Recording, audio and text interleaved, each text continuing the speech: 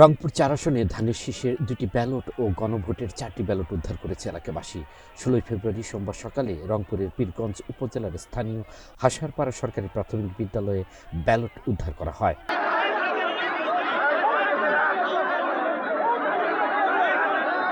এই ঘটনায় ঘটনাস্থলে গেলেই ইউনোকে ১.৫ ঘন্টা অবরুদ্ধ করে রাখে স্থানীয়রা। পরে পুলিশ ও স্থানীয় বিএনপি নেতাদের সহায়তায় ঘটনাস্থল ত্যাগ করেন তিনি। যাওয়ার পথে ইউনোর গাড়ি ভাঙচুর করে বিক্ষুব্ধ জনতা।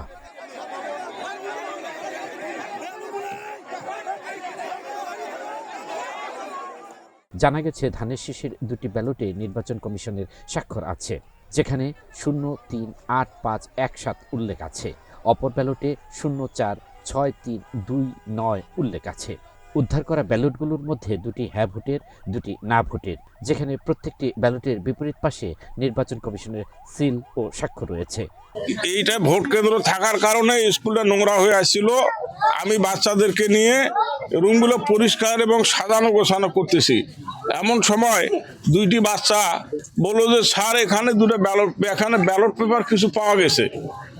হ্যাঁ, সে ব্যালট পেপার দেখলাম যে সেখানে সাইফুল ভাইয়ের ধানের শীষ মার্কায় সিল দেওয়া এবং গণভোটের 4টে ব্যালট পেপার, মোট 6টা ব্যালট পেপার এখানে পাওয়া গেছে। সেখানে কিছু অভিভাবকও আস্তে আস্তে জানাজানি হলে জিনিসটি ভাইরাল হয়ে যায় আর কি। ব্যালট পেপার কে বা কারা ওখানে রাখছে তা আমাদের বোধগম্য নয়, জানা নাই।